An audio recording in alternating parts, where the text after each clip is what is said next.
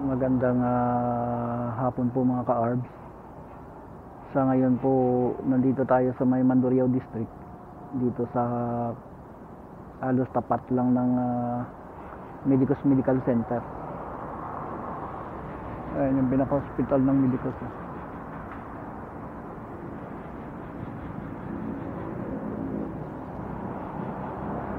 Idinaan natin dyan si Nanay Elma dahil may binabantayan siya dyan.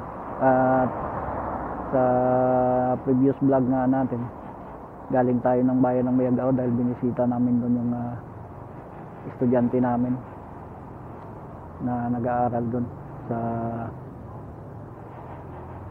University of the Philippines in the Visayas, Mayagao campus. At pauwi na po tayo sa bayan ng Maasin.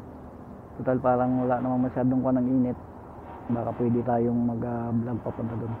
Tara po, samahan niyo ako at gagawa tayo ng second episode natin. Tara po, lakad na tayo.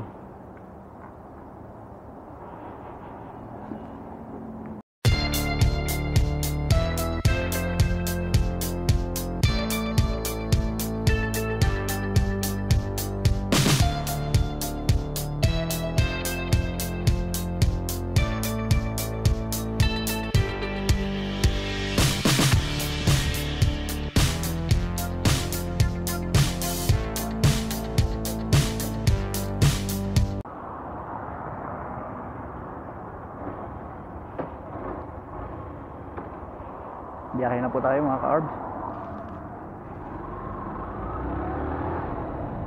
Mga 3:30 na ito ng hapon. Linggo ngayon kaya medyo kakaunti ang mga sasakyan. Karamihan ngayon private.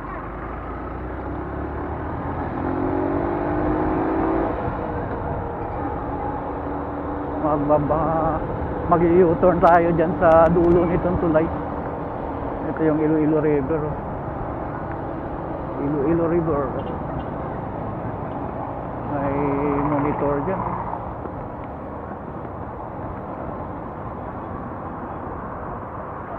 U-turn na po tayo dito.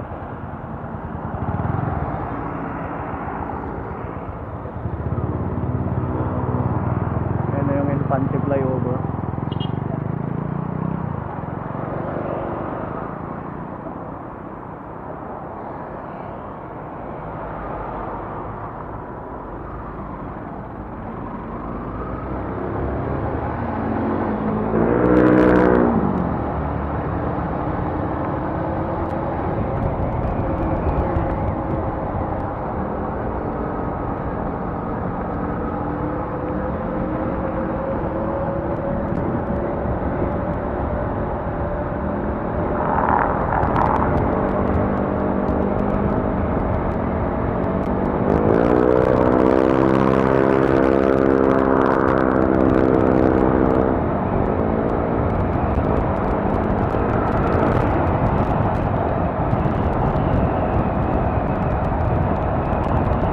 May diversion road na po tayo. Masalamat nga po ako dahil isang battery lang nagamit natin mula doon sa bayan ng Mayagao papunta rito sa Iloilo City. Hindi na tayo nagpalit pa ng battery. Nakapagpalit lang tayo nung nandyan na tayo sa may Medicos Medical Center.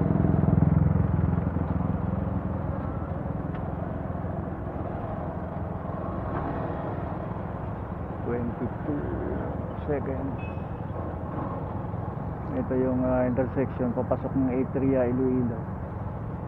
Tapos dito naman yung Times Square. Yan ang Gaisano Capital ICC Mall. Tapos dyan din yung Cubics Park na meron tayong kwan dyan may footage na po tayo dyan.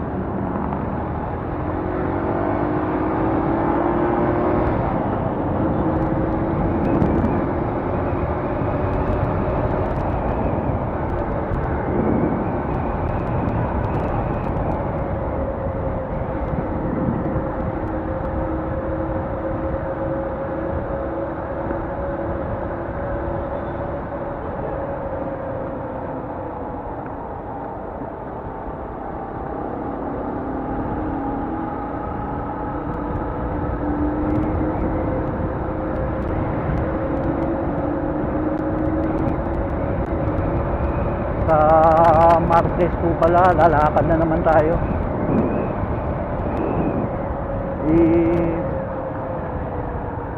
Itatry ko kung maklaim ko yung plaka nito dun sa kwan.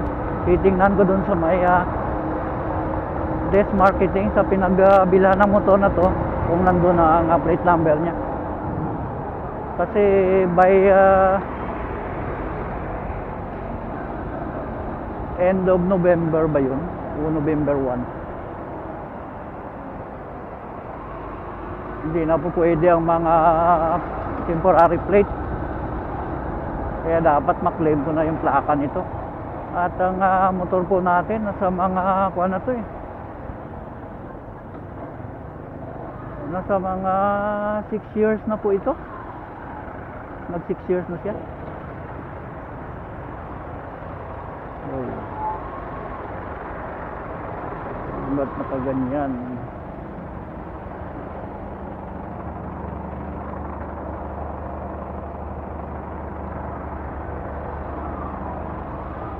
Ba't may manual yan?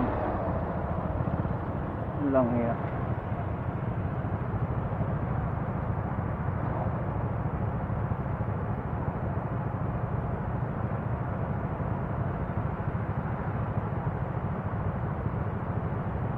Kay may patay po pala.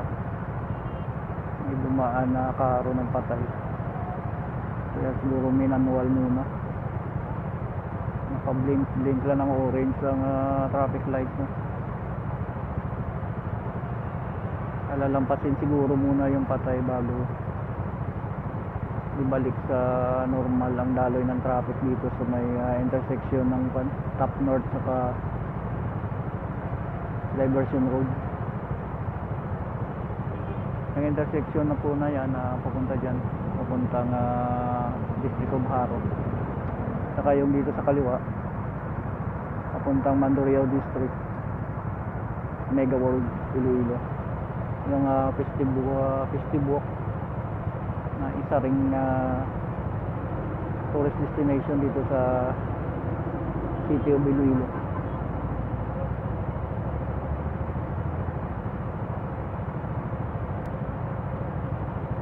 Tagal din.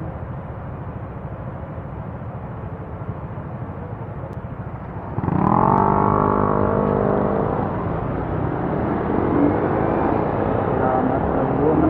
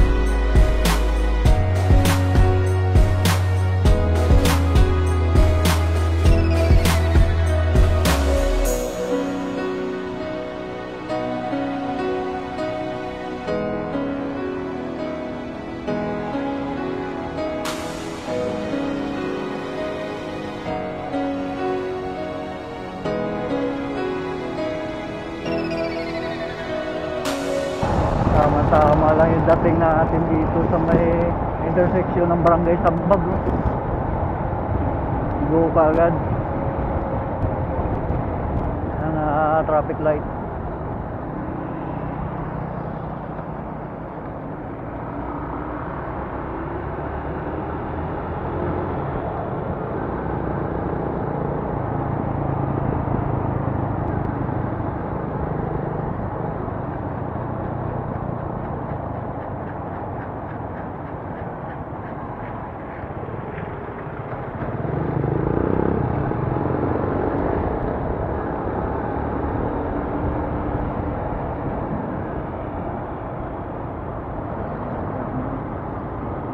Approaching na po tayo sa may Umpa flyover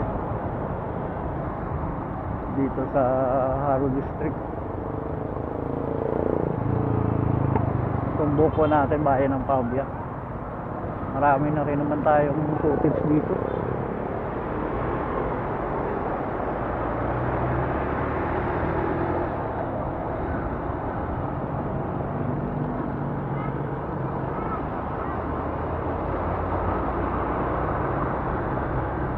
Sayang, bawal ang motorcycle dyan sa ibabaw ng flyover. Kung hindi sana bawal, sarap umakyat dyan.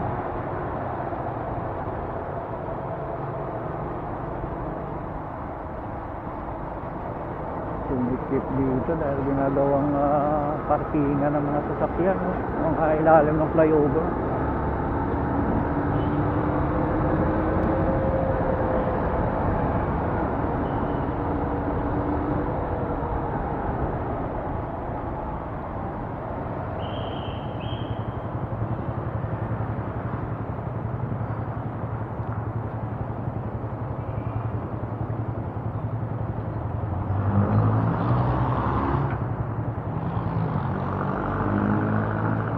Dito na po tayo sa may intersection ng Circumferential Road 1.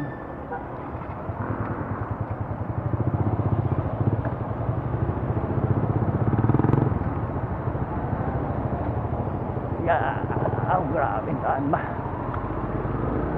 Ito yung City Mall.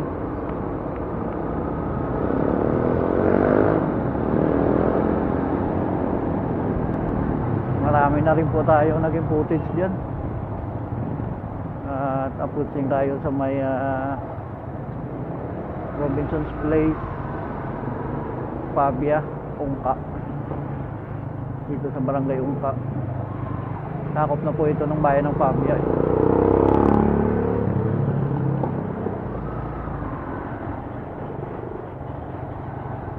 Medyo nag-build up ng traffic dito dahil may terminal po kasi dyan eh.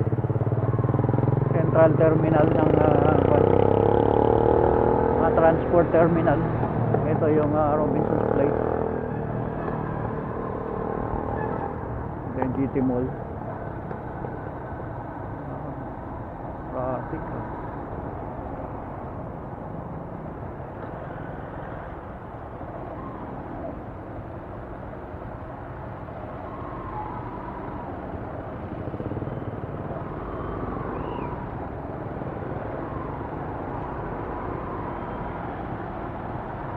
Marami kasi mga tao na tumatawid kaya magkakaroon ng build up ng traffic. Yung mga bumababa sa mga public utility vehicle galing ng Central Iloilo,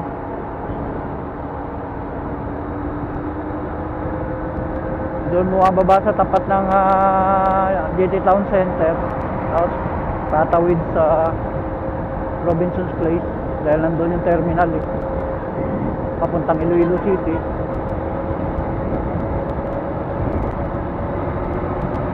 Kaya maraming mga tumatawid.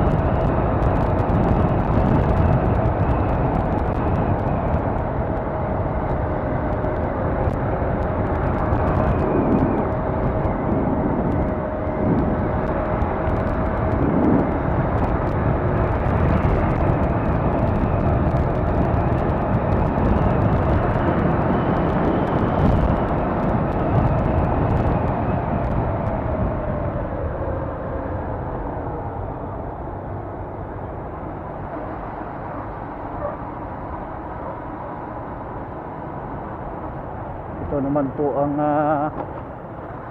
Aganan flyover. Hindi pa to tapos eh. At parang nahinto ang nito, ang pag-construct nito. Pandemic pa ito inumpisahan eh.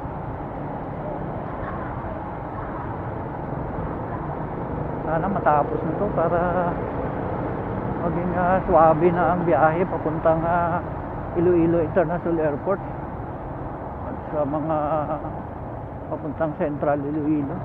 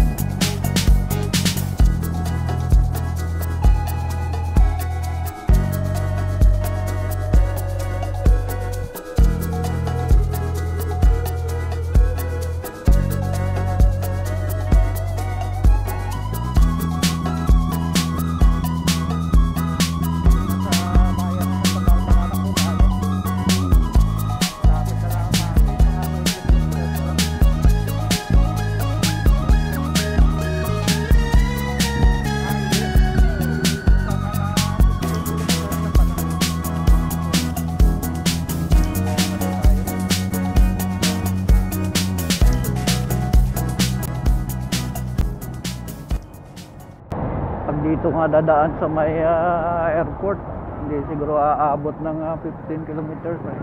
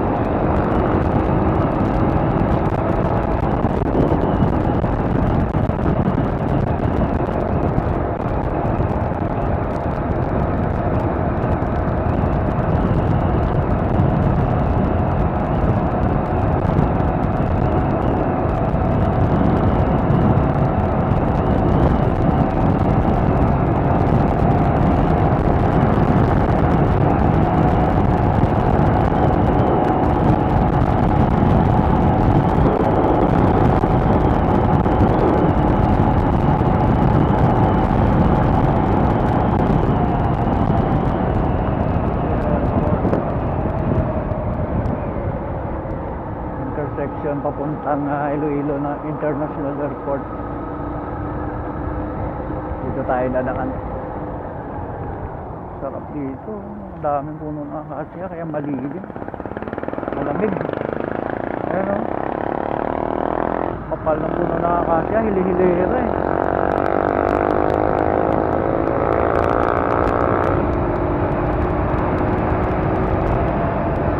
Ay pagka against the sunlight na ito. Ayan, sarap kasi lumaan dito.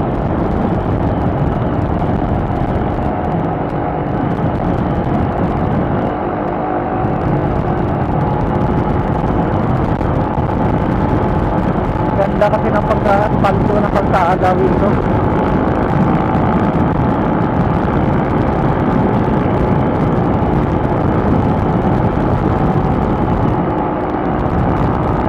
Japan standard kasi ang pagkagawa ng kalsada rito. Kaya matibay.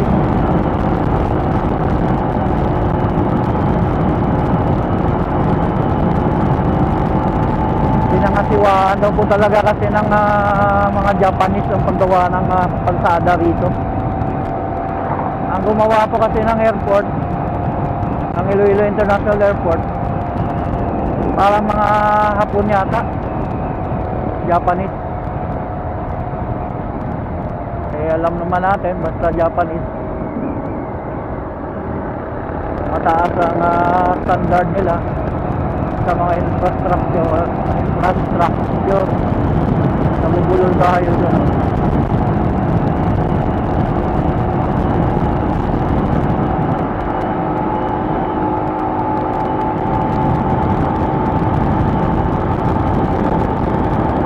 Welcome to Cabanatuan.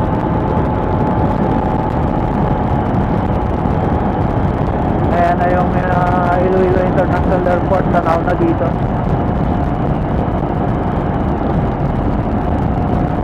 Pagdating ko dyan sa may bago dumating ng gate ng airport, kakanan na po tayo papuntang poblasyon ng Cabanatuan. May 7-Eleven na pala dyan sa corner. Ayan na po yung entrance ng airport tanaw dito. Ayan. Pero dito tayo, kakanan tayo dito.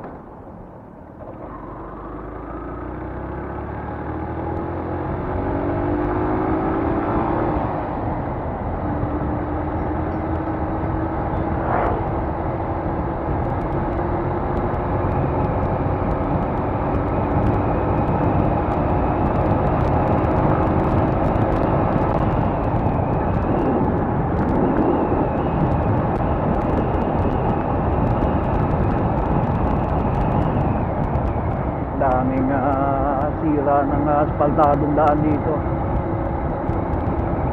Ito naman kasing bypass road na to papuntang airport, mga Pilipino na lang gumawa na ito kaya hindi siya masyadong matibay.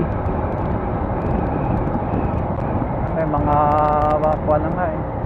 Ayan, may mga crack na yung kalsada. Iba talaga kung Japan standard. Matibay talaga.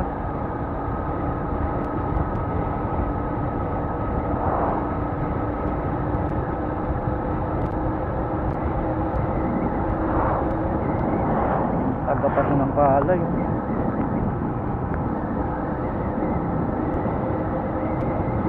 Sira na nga dyan, oh.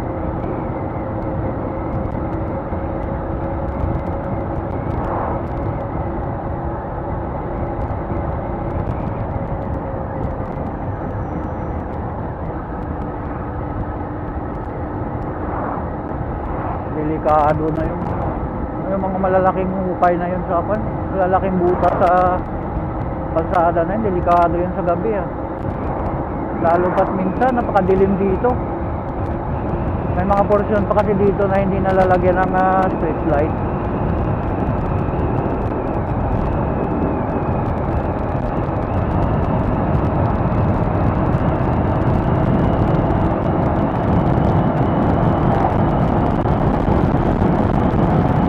Yan din, sayang yung building na yan, hindi natapos, oh.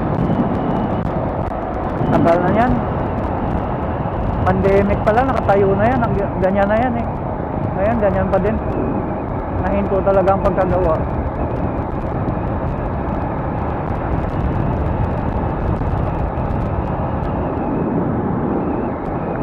Lawak ng bukirin dito.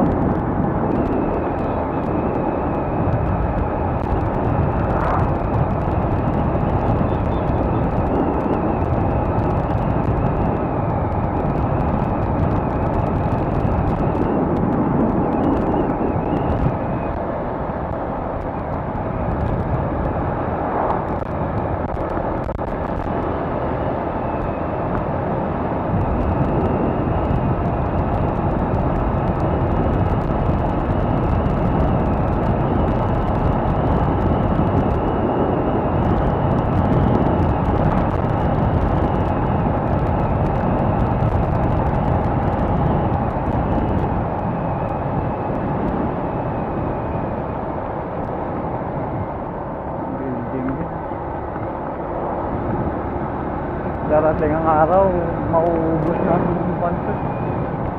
Tayuan ng mga establishment.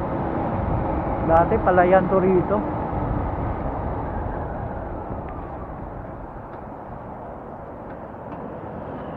Nasa may barangay Tambukan na po tayo.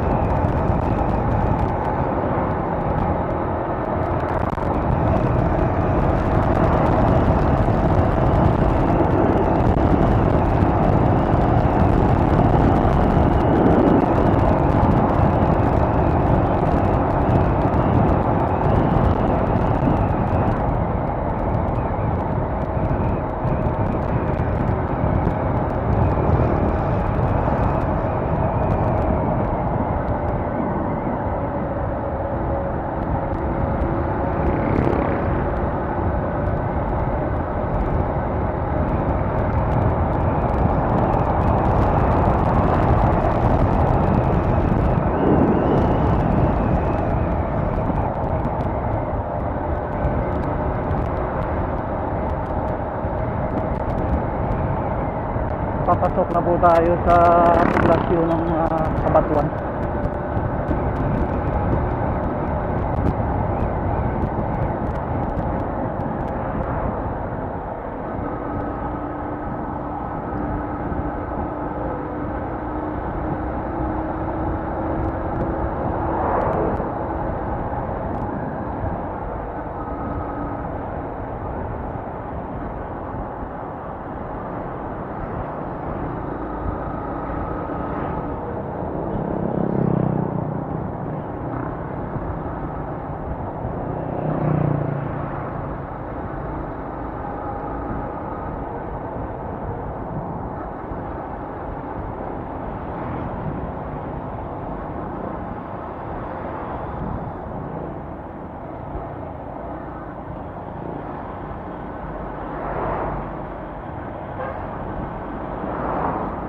Bagal ng takbo ng mga sasakyan dito.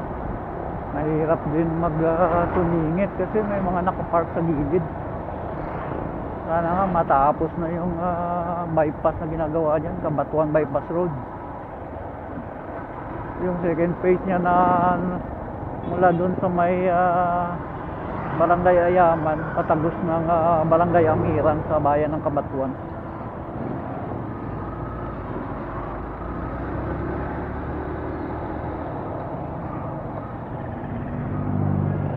Para hindi na rito dadaan sa poblasyon ng mga private vehicle na nagmamadali papuntang Maasin.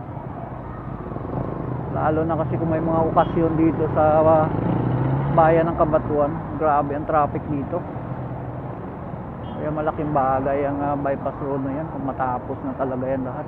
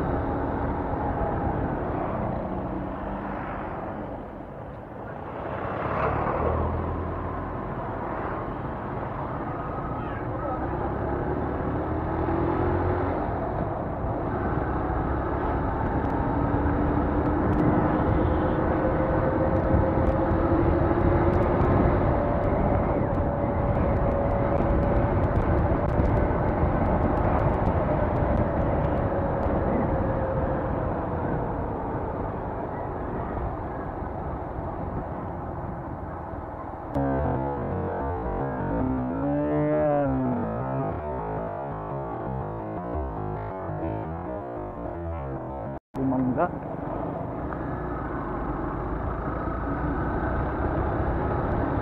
May tricycle doon na bumangga sa may gutter doon sa sa corner ng Barangay Amiran. Mabilis siguro takbo nun ay alanganin yung liko niya. Malamang mabilis ang takbo nun dito sa may tulay pa lang. Kaya nung lumiko, alanganin. Tumawid dun sa kabilang lane at bumunggo dun sa bumangga dun sa gutter.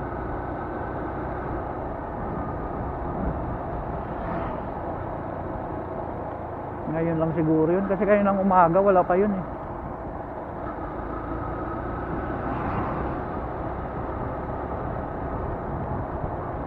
Sa may Barangay Bakan na po tayo. Malapit na tayo sa bayan ng Maasin. Malapit na tayo doon sa may terminal ng tricycle na binibiyahe ko.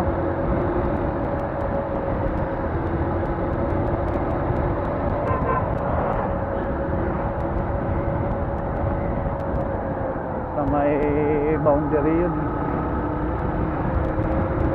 Boundary nitong Barangay Bakan saka Barangay Mandog. Boundary din mismo ng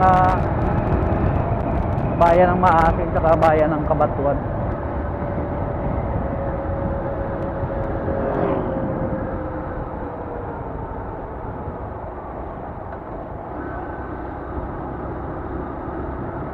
Paganahin na naman natin ang action cam natin, ang backup cam natin pang front.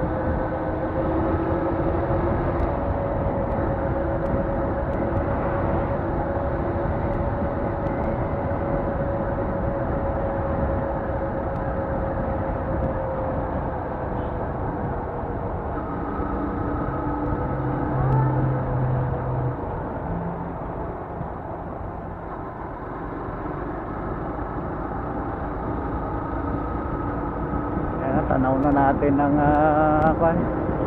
arko ng bayan ng Maasin, Municipality of Maas, ang ay tsaka tatakpan nitong sanga ng Indian Mango.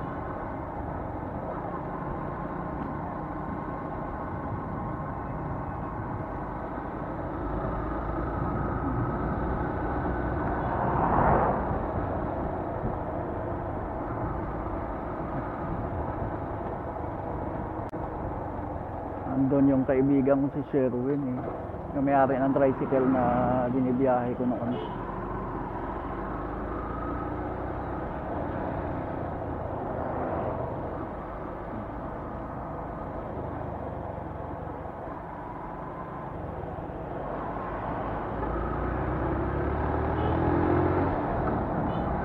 Bumiyahe pala siya ngayon.